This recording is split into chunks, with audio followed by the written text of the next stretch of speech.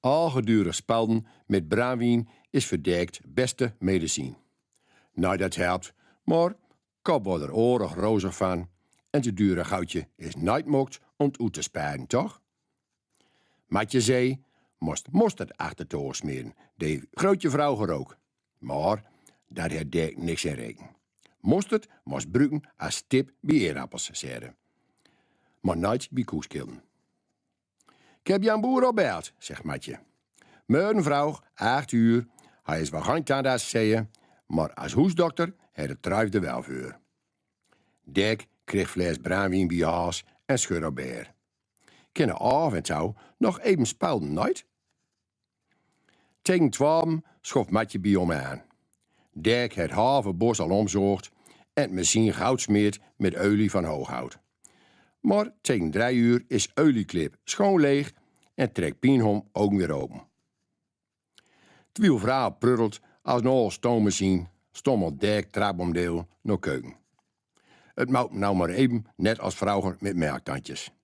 Daar was het ook maar even bij gewoon. Van een brikje ijsdehoorn uit nadeus van Matje knupt het ene eind aan deurkruk en het ander om de allergloepste koers. Maar wel geeft nou een room aan deur. Matje wil er verzul naar bij hebben. Dim maar aan om.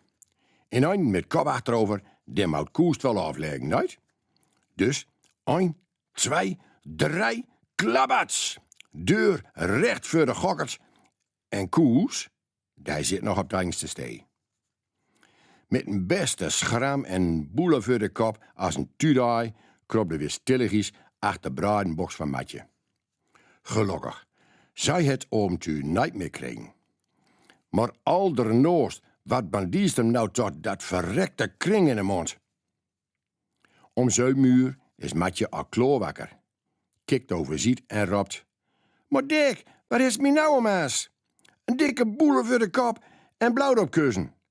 Ach, zei Dirk, ik droomde dat ik houwerij met die haar. Houwerij met me? In droom? Daar kreeg toch geen boele van? Ach, mens, daar zou je wel overziet houden hebben, zei je, gramiedig.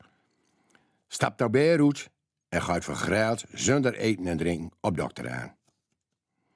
Krekt klok 8 van kerkklok, klokt het killen in koers om op stal bij dokter. Zo, rebuliaat met vrouw? Lachte hij om touw. Nee, zei Dirk en wreeft over boelen. Ik heb me stut, maar ik heb een aldernooste koeskillen en de mond wied open. Dokter kijkt om in mond, trekt neus op en vraagt: wow, speelt je alle oren verdoofd, nooit? Ik zal hem er even pakken. Binnen om het tijd staat Dirk weer in boeten en gaat de boes aan. Op keukentafel, noostpaan met dikke ries, staat nadeus. Matje zegt: goh, doe maar eerst eens lekker eten, jong. Dan hol ik die gewoon wel even van deurkruk. En hoe komt hij roos teren op deur?